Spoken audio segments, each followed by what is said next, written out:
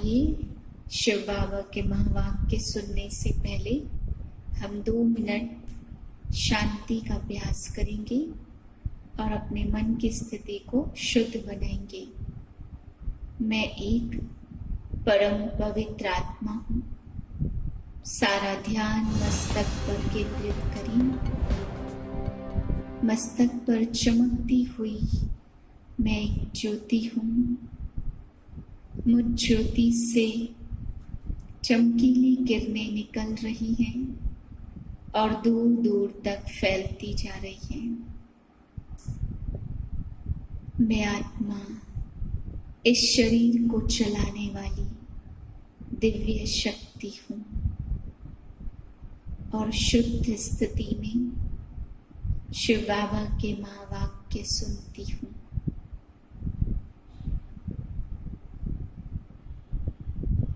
22/8/2020 के महावाक्य हैं। आज बाबा ने हम बच्चों को समझाया कि भगवान के लिए कहते हैं कि जब भी किसी को बुरे कर्म कोई करता है तो कहते भगवान इसको अच्छी मत दे। तो बाबा ने कहा कहते तो हैं परंतु कब आकर के वे अच्छी मत देते हैं उस बात को समझते नहीं हैं। बाबा ने कहा इस समय ही संगम युग पर भगवान आकर के सुमत दे रहे हैं जिससे सारे विश्व में शांति स्थापन हो जाती है। तो यह बात सबको समझानी है और उनकी सुमत पर चलना भी है, क्योंकि अगर उनकी ही सुमत पे नहीं चलेंगे तो कैसे शांति स्थापन कर सकते हैं। फिर बाबा ने कहा कई बच्चे सोचते कि संस्था कैसे चलती है, कहाँ से धन आता है। तो बाबा ने कहा कई सन्यासी हैं या मंदिर बनते हैं तो वहां पे चंदा इकट्ठा करते हैं, अनेक लोगों से लेकर के बनाते हैं। बाबा ने कहा यहाँ पे तो सबको ज्ञान हो जाता है कि हम स्वर्ग स्थापन कर रहे हैं, तो स्वर्ग बनाने में हम जितना बीज बोएंगे अपने आप ही हमें फल की प्राप्ति होगी। तो सबको ये एहसास है बीज बोना है, इसलिए सब स्वतः ही धन का खर्च यहाँ पर करते हैं। बाबा ने कहा तुम बच्चे किसी से भी चंदा नहीं ले सकते, किसी से भी मांग नहीं सकते हो। मीठे बच्चे, बाप को तुम बच्चे ही प्यारे हो। बाप तुम्हें ही सुधारने के लिए श्रीमत देते हैं। सदा ईश्वरी मत पर चल, स्वयं को पवित्र बनाओ। प्रश्न है विश्व में शांति की स्थापना कब और किस विधि से होती है? उत्तर है तुम जानते हो विश्व में शांति तो महाभारत लड़ाई के बाद ही होती है, लेकिन उसके लिए तुम्हें पहले से ही तैयार होना है। अपनी कर्मातीत अवस्था बनाने की मेहनत करनी है। सृष्टि के आदि मध्य अंत का ज्ञान सिमरन कर बाप की याद से संपूर्ण पावन बनना है, तब इस सृष्टि का परिवर्तन होगा। गीत है आज अंधेरे में है इंसान। ओम शांति। यह गीत भक्ति मार्ग का गाया हुआ है। कहते हैं हम अंधेरे में हैं, अब ज्ञान का तीसरा नेत्र दो। ज्ञान मांगते हैं ज्ञान सागर से, बाकी है अज्ञान। कहा जाता कलयुग में सब अज्ञान की आशुरी नींद में सोए हुए कुंभकर्ण हैं। बाप कहते यह ज्ञान तो बहुत सिंपल है। भक्ति मार्ग में तो वेद शास्त्र पढ़ते, हठ योग करते, गुरु आदि करते हैं। अभी तो उन सब को छोड़ना पड़ता क्योंकि वह कभी राजयोग सिखला न सके। सन्यासी कहते हैं सुख का विष्टा समान है, तो खुद घर बार छोड़कर भागते। यह ज्ञान सिवाय ज्ञान सागर के और कोई दे नहीं सकता। मनुष्य भक्ति मार्ग में कितना फंसे हुए हैं। जन्म जन्मांतर से भक्ति करते आए, स्नान करते आए। ऐसे भी नहीं सिर्फ गंगा में स्नान करते हैं। जहां भी पानी का तालाब देखेंगे तो समझेंगे यही पतित पावन है। मनुष्य भावना से वहां जाकर स्नान करते हैं। देह अहंकार भी बहुत है। तुम ज्ञान सच्चा बतलाते हो तो भी मानते नहीं है। सोचते हैं हमने इतने शास्त्र पढ़े हैं, जैसे आजकल कहते विश्व में शांति कैसे हो, कोई ने राय दी तो उसको इनाम मिलता है, परंतु शांति की स्थापना अभी कर न सके। शांति है कहाँ, झूठी प्राइज देते रहते हैं। अब तुम जानते विश्व में शांति तो होती है लड़ाई के बाद। यह लड़ाई तो कोई भी समय लग सकती है, ऐसी तैयारी है, सिर्फ तुम बच्चों की ही देरी है। तुम बच्चे कर्मातीत अवस्था को पाओ, इसमें ही मेहनत है। बाप कहते मामेकम याद करो और ग्रस्त व्यवहार में रहते कमल फूल समान पवित्र बनो और सृष्टि के आदि मध्य अंत का ज्ञान सिमरन करते रहो। तुम लिख सकते हो ड्रामा अनुसार, कल्प पहले मुआफिक विश्व में शांति स्थापन हो जाएगी। स्वर्ग तो आना ही है।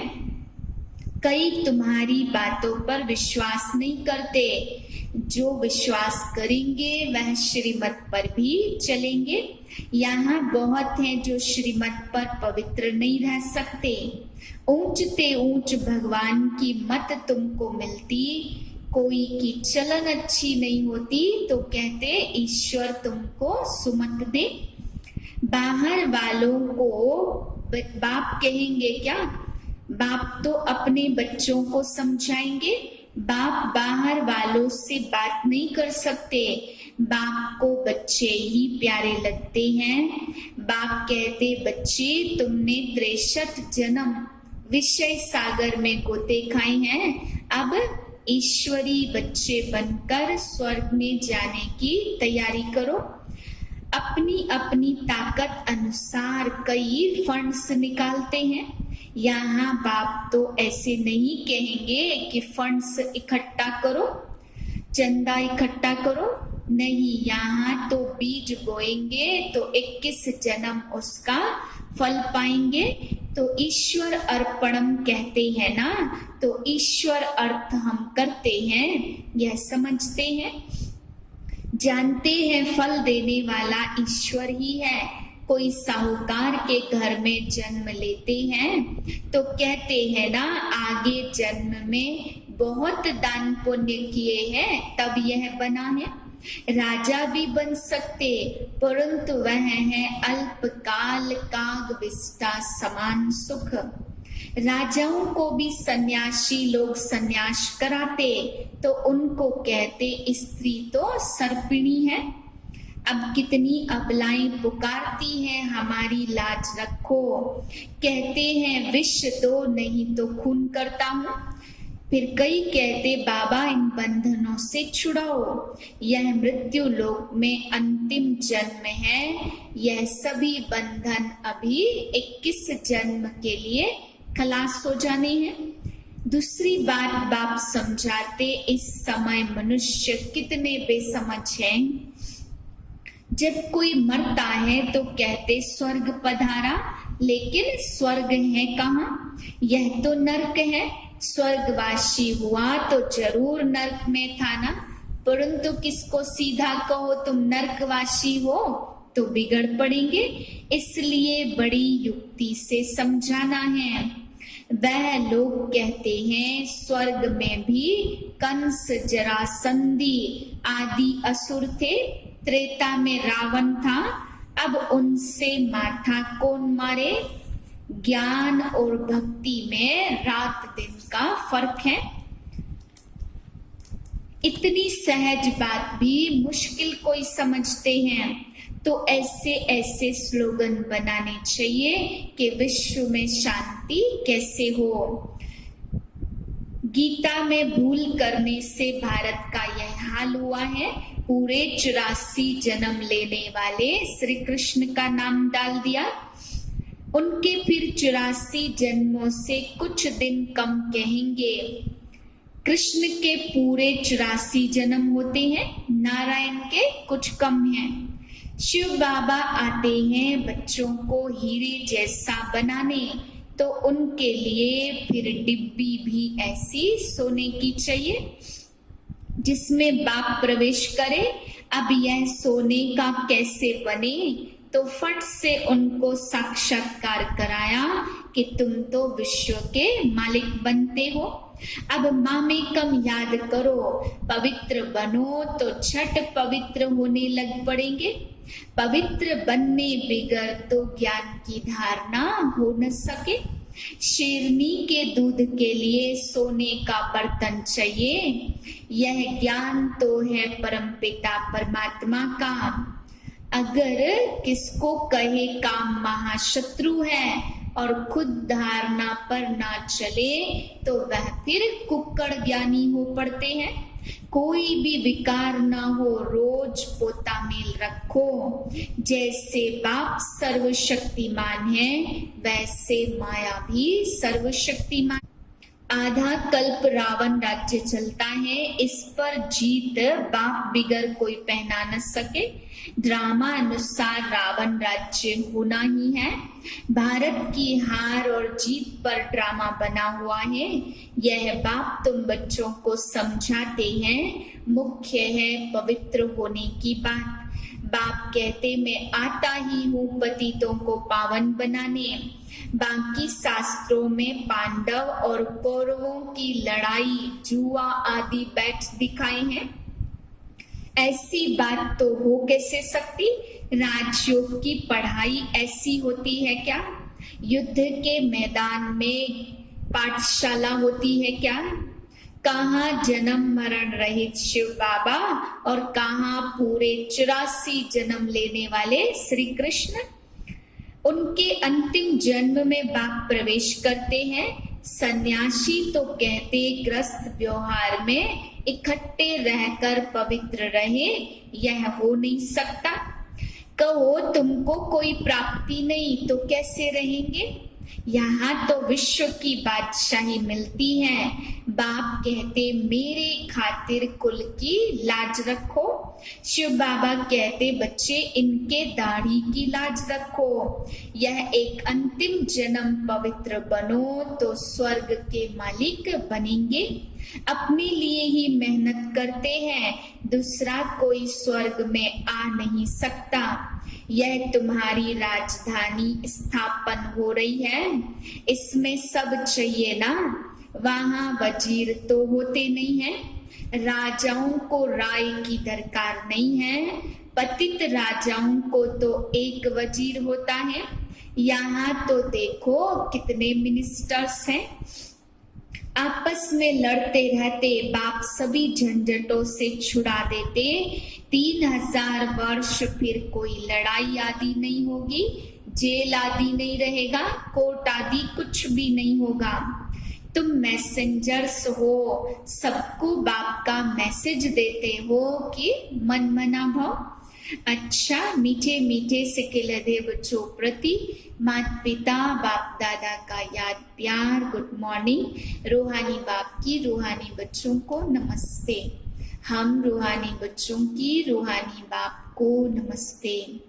धारणा के लिए मुख्य सार है। पहली पॉइंट, ज्ञान की धारणा करने के लिए पवित्र बन बुद्धि रूपी बर्तन को स्वच्छ बनाना है। सिर्फ कुक्कड़ ज्ञानी नहीं बनना है। दूसरी पॉइंट है, डायरेक्ट बाप के आगे अपना सब कुछ अर्पण कर श्रीमत पर चलकर 21 जन्मों के लिए राजाई पद लेना है। वरदान है, शुद्धि की विधि द्वारा किले को मजबूत करने वाले सदा विजयी और निर्विघ्न भव।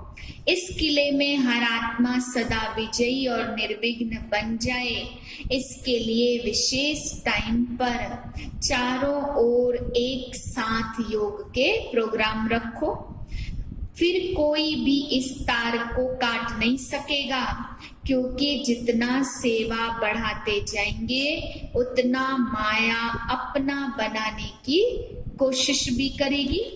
इसलिए जैसे कोई भी कार्य शुरू करते समय शुद्धि की विधियां अपनाते हो, ऐसे संगठित रूप में आप सर्वात्माओं का एक ही शुद्ध संकल्प हो।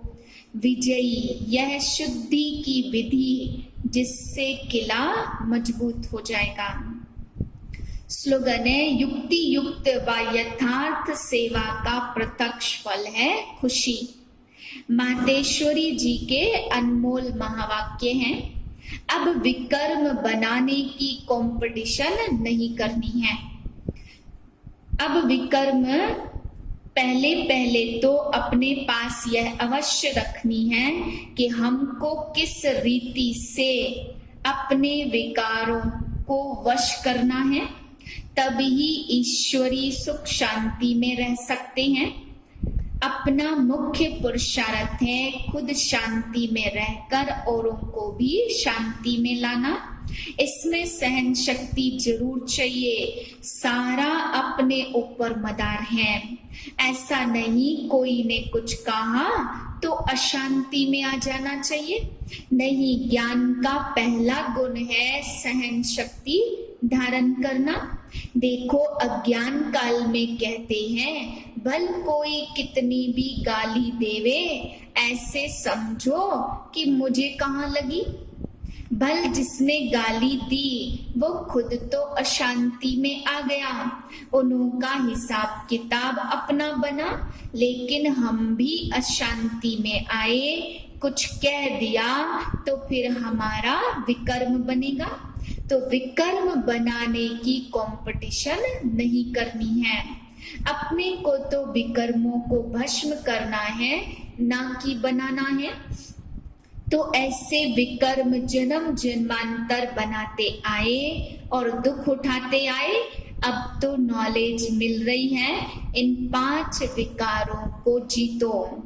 विकारों का भी बड़ा प्रस्ताव विस्तार है, बहुत सूक्ष्म रीति से आते हैं। कब ईर्ष्या आ जाती है तो सोचते हैं, इसने ऐसा किया तो मैं क्यों ना करूं। यह है बड़ी भूल। अपने को तो अभूल बनना है। अगर कोई ने कुछ कहा तो ऐसे समझो यह भी मेरी परीक्षा है, कितने तक मेरे अंदर सहन शक्ति है। अगर कोई कहे मैंने बहुत सहन किया, एक बारी भी जोश आ गया तो आखिर फेल हो गया। जिसने कहा उसने अपना बिगाड़ा, परंतु अपने को तो बनाना है ना कि बिगाड़ना है।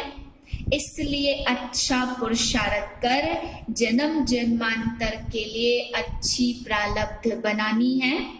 बाबा बाकी जो विकारों के वश हैं, गोया उन्हों में भूत प्रवेश है। भूतों की भाषा ही ऐसे निकलती है, परंतु जो दैवी सोल्स हैं उनकी भाषा दैवी ही निकलेगी। तो अपने को दैवी बनाना है, ना कि आसुरी। अच्छा, ओम शांति।